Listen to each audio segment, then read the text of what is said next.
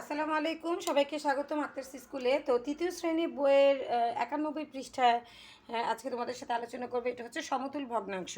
তো সমতুল ভগ্নাংশটা কি, এটা আগে আমাদের প্রথমে জানতে হবে। হ্যাঁ, সমতুল ভগ্নাংশটা হচ্ছে এমন একটি ভগ্নাংশ, এই যে দেখাচ্ছি, দেখো, যে ভগ্নাংশের এখানে একটু সংখ্যাটাকে বলে নিচ্ছি। দেখো, যে ভগ্নাংশগুলোর মান সমান সেগুলোকে আমরা সমতুল ভগ্নাংশ বলি। অর্থাৎ দেখো, যেমন এখানে একটা ভগ্নাংশ আছে, উপরে 1, লব হচ্ছে 1, হর হচ্ছে 2। এখানে লব এবং হরকে যদি আমি 2 দিয়ে গুণ করি, উভয় পক্ষকে 2 একে 2 হবে, 2 দুগুণেই 4 হবে। অর্থাৎ আবার আচ্ছা, আবার এটা বলে নিচ্ছি। ধরো, যে কোনো সংখ্যা দিয়ে আমরা গুণও করতে পারি বা সমান সংখ্যক সংখ্যা দিয়ে যদি ভাগও করি, যে সব ভগ্নাংশটা থাকবে সেটা হচ্ছে সমতুল ভগ্নাংশ। অর্থাৎ সমতুল ভগ্নাংশ হচ্ছে এমন একটি ভগ্নাংশ যে ভগ্নাংশকে কোনো একটি নির্দিষ্ট সংখ্যা দ্বারা উভয় পক্ষকে যদি গুণ করি, যে ভগ্নাংশ আসবে তখন দুইটা ভগ্নাংশের মধ্যে সমতুল ভগ্নাংশ হবে। অথবা ধরো, এই যে যেমন এখানে একটা ভগ্নাংশ আছে, উপরে 5 নিচে 10, এটাকে আমরা চাইলে 5 দিয়ে যদি ভাগ করি উভয় পক্ষকে, যেমন 5 দিয়ে আমি 5কে ভাগ করলে এখানে হবে 1, 5 দিয়ে যদি 10কে ভাগ করি এখানে হবে 2, অর্থাৎ রেজাল্ট এইটা আসবে। তো এটাকে যদি আমি সেম একটা সংখ্যা দিয়ে উভয় পক্ষকে ভাগ করি, সেই ক্ষেত্রে যে ভগ্নাংশটা আসবে এটা হচ্ছে এই ভগ্নাংশের সমতুল ভগ্নাংশ। অর্থাৎ সমান সংখ্যক যেসব ভগ্নাংশ লব এবং হরকে একই সংখ্যা দ্বারা গুণ অথবা ভাগ করলে যে ভগ্নাংশ পাওয়া যায় এটা হচ্ছে তার সমতুল ভগ্নাংশ। আমি বুঝাতে পেরেছি কিনা বুঝতে পারলাম না, আমি তারপরে তোমাদেরকে একটু ডিটেলস বলছি। দেখো, এখানে যেমন এখানে আছে লব আছে 1, হর আছে 2। এর সমতুল ভগ্নাংশগুলো হলো উপরে 2 নিচে 4। দেখো এটা কীভাবে এলো ভগ্নাংশটা, দেখো, যেমন এখানে তোমার এই যে এই যে ভগ্নাংশটা আছে, উপরে 1 নিচে 2 যে আছে, লব আর এবং হর। হ্যাঁ, তো আমি একটু জুম করে নিচ্ছি, দাঁড়াও। আচ্ছা, এই যে দেখো, এই ভগ্নাংশটা আমি এখানে লিখলাম। লেখার পরে দেখো, উভয় পক্ষে যদি আমি 2 দিয়ে গুণ করি, উভয় পক্ষে 2 একে 2 হবে, 2 দুগুণই 4 হবে। দেখো, এই ভগ্নাংশটাই কিন্তু আমার এখানে চলে আসলো। ঠিক আছে, এই ভগ্নাংশটাই আমরা এখানে পেয়েছি। তারপর আবার দেখো, যখন আমি আবার এই ভগ্নাংশের সাথে সেম ভগ্নাংশের সাথে আমি আবার 3 দিয়ে যদি গুণ করি, এই ভগ্নাংশটাই, দেখো, উপরে 1 নিচে 2, উভয় পক্ষকে যদি আমি 3 দিয়ে গুণ করি, সেই ক্ষেত্রে আমরা রেজাল্ট কি আসে, 3 একে 3, 3 দুগুণই 6। দেখো, দ্বিতীয় ভগ্নাংশটা আমার হয়েছে না সমতুল ভগ্নাংশ। অর্থাৎ এই ভগ্নাংশের সাথে আমি 2 দিয়ে গুণ করার ফলে এটা আসছে। আবার ধরো, 3 দিয়ে আমি যখন গুণ করেছি তখন এই দ্বিতীয় ভগ্নাংশটা এসছে। আবার এটার সাথে উভয় পক্ষে যদি তুমি 4 দিয়ে গুণ করো তখন কি হবে, 4 একে 4, 4 দুগুণই 8। এ দেখেছো, এই ভগ্নাংশটা আসে। তারপরে দেখো,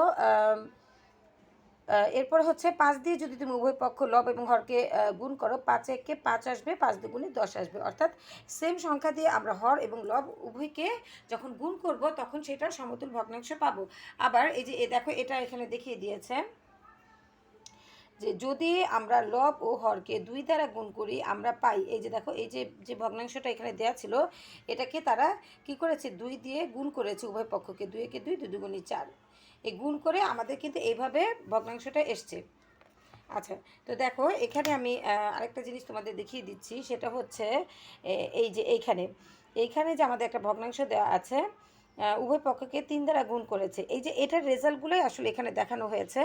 3 একে এখানে বসবে কত, এখানে বসবে হচ্ছে 3, 3 একে এখানে 3 বসবে, আর 3 দুগুণই 6। দেখো, এই যে দ্বিতীয় ভগ্নাংশটা আমাদের হয়েছে, মিলেছে। আবার যখন এই যে 4/8, এটা কীভাবে আসছে, আমরা 4 দিয়ে যখন উভয় পক্ষকে লব এবং হর উভয় পক্ষকে গুণ করেছি তখন কিন্তু আমার এই রেজাল্টে এসছে, 4 একে 4, 4 দুগুণই 8। আবার দেখো, এখানে আমি যখন 5 দিয়ে লব হর উভয়কে গুণ করব তখন আসবে আমার এখানে 5 একে 5, 5 দুগুণই হচ্ছে 10। ঠিক আছে, তো এইভাবে গুণ করে আমরা সমতুল ভগ্নাংশটা বের করতে পারি, এবং এই যে ভগ্নাংশটা বের করেছে এটা ডিটেলস এখানে দেওয়া হয়েছে। আচ্ছা, তারপরে দেখো, এখানে আমাদের কি বলেছে, যে কোনো ভগ্নাংশের লব ও হরকে একই সংখ্যা দ্বারা গুণ করলে যে ভগ্নাংশ পাওয়া যায় তা পূর্বের ভগ্নাংশের সমতুল হয়, যে কাজটা আমরা এতক্ষণ করেছি। এবার দেখো, এখানে কি বলেছে, যে আমরা কিভাবে সহজে সমতুল ভগ্নাংশ খুঁজে বের করব। চলো খুঁজে দেখি কিভাবে বের করব। দেখো, এখানে কি বলেছে, দেখো, এখানে একটা ভগ্নাংশ দেওয়া আছে। আমরা 2/1 এবং 4/2 সমতুল ভগ্নাংশ দুইটি নিয়ে দেখি। আচ্ছা, এই যে এই প্রথম দুইটা যে আমাদের দেখো, এই যে উপরের দিকে যে দুইটা আছে, প্রথম দুইটা ভগ্নাংশ আমরা তো জানি যে এগুলোকে আমরা সমতুল হিসেবে বের করেছি, ঠিক আছে। এখন আমরা এটার সত্যতা যাচাই করব, ঠিক আছে। সমতুল বলতে কি, এই দুইটাকে যখন আমরা ক্রস গুণন করব, উপর নিচে যখন গুণ করব, উপর নিচে বলতে এই ভগ্নাংশের উপরেরটার সাথে এই ভগ্নাংশের নিচেরটা এবং এই ভগ্নাংশের উপরেরটার সাথে এই ভগ্নাংশের যে নিচের সংখ্যাটা আছে, এগুলোকে যখন আমরা গুণ করব তখন আমাদের রেজাল্টটা সেম আসবে। তখনই আমরা বুঝবো যে এটা সমতুল ভগ্নাংশ। যেমন এখানে দেখো, এখানে কি করেছে যে ভগ্নাংশ দুটোকে পাশাপাশি রেখেছে, তো ক্রস গুণন করেছে। ক্রস গুণন বলতে উপরের লবের সাথে নিচের হর গুণ করেছে। দেখো এটা তারা এখানে আগে করেছে, যেমন লব আর হর মিলে যে 2 গুণন 2 সমান কত হয়েছে, 4 এসছে। আবার এখানে দেখো লব এবং হর দুইটা গুণ করেছে, গুণ করে এসছে 4 গুণন 1 সমান 4। দেখো দুইটা কিন্তু রেজাল্ট আমাদের সমান এসছে। যখন আমাদের দুইটা ক্রস গুণনের রেজাল্ট সঠিক আসবে, মানে সেম আসবে, তখন বুঝবো যে ভগ্নাংশ দুইটি সমতুল ভগ্নাংশ। যদি একটা 4 আসতো আর একটা 3 বা 2 আসতো, তাহলে কিন্তু এটা সমতুল ভগ্নাংশ হতো না। দেখো এখানে কথাটা কি লিখেছে যে দুইটি ভগ্নাংশের লব ও হর পরস্পর গুণ করলে যদি গুণফল একই হয় তবে ভগ্নাংশ দুইটি সমতুল হবে। এটা হচ্ছে এটার মেইন সংজ্ঞা, সমতুল ভগ্নাংশের সংজ্ঞা। তোমরা সংজ্ঞা হিসেবেও এটা পড়ে রাখতে পারো। অনেক সময় শর্ট কোশ্চেন আসে যে সমতুল ভগ্নাংশ কাকে বলে, তখন তোমরা বলবা যে দুইটি ভগ্নাংশের লব ও হর পরস্পর গুণ করলে যদি গুণফল একই হয় তবে ভগ্নাংশ দুটি সমতুল হবে। আচ্ছা, এবার দেখো পরের পেজে 92 নম্বর পৃষ্ঠা যেটা আছে, এখানে দেখো কিছু সমতুল ভগ্নাংশের বের করার কিছু সমতুল ভগ্নাংশ বের করার জন্য অঙ্ক রেডি করা আছে। যেমন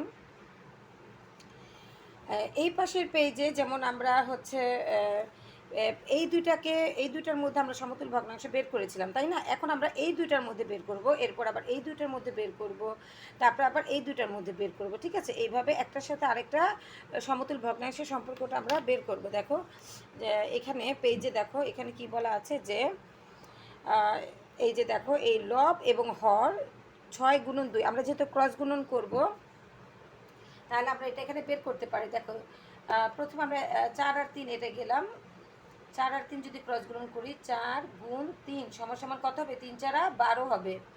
আবার এখানে দেখো 6 আর 2 ক্রস গুণন যদি করি, 6 গুণ 2 সমান সমান কত হবে, 6 দুগুণে 12 হবে। তাহলে দেখো এদের কিন্তু ভগ্নাংশের রেজাল্টটা ক্রস গুণনের রেজাল্টটা মিলে গিয়েছে, অর্থাৎ এটা হচ্ছে সমতুল ভগ্নাংশ। তারপরে দেখো পরবর্তী দুইটা ভগ্নাংশের মধ্যে আবার বসানো হয়েছে ক্রস গুণন করার জন্য। এখানে এই লব আর হরের মধ্যে যদি গুণ করি, 3 গুণন 10, তোমরা যে কোনো একটা আগে পরে নিতে পারবা, কোনো সমস্যা নেই। এটা দিয়েও শুরু করতে পারো বা এটা দিয়েও শুরু করতে পারো, হ্যাঁ। তো 3 গুণন 10 সমান সমান কত হবে, 3 10 30। তো এখানে দেখো এটা হচ্ছে 8 ভাগের 3 নিয়েছে, 10 ভাগের 5। এখানে কিন্তু এখান থেকে দুইটা নেয়নি, 8 ভাগের 4 ছিল, তারা নিয়েছে 8 ভাগের 3, কারণ 8 ভাগের 4 দিলে আমাদের রেজাল্ট মিলে যাবে। তো একটা এক্সট্রা অন্য ভগ্নাংশ দিয়েছে, এখানে অন্য ভগ্নাংশ দিয়েছে, দিয়ে আমরা করছি ভগ্নাংশটা। দেখো তো 3 দিয়ে যখন আমি 10কে গুণ করেছি, 3 10 30 হয়েছে, আর 8 আর 5, 8 গুণ 5, 5 এটা কত হলো, 40। দেখো এখানে কিন্তু রেজাল্ট দুইটা দুই রকমের এসছে, অর্থাৎ এই ভগ্নাংশ দুইটি সমতুল ভগ্নাংশ নয়, আর যাদের রেজাল্ট সেম আসবে সেই ভগ্নাংশ দুইটি সমতুল ভগ্নাংশ। এরপর দেখো এই পাশে 3 দিয়ে আমরা 8কে গুণ করছি, 3 গুণ 8 সমান সমান কত হলো, 3 8 24।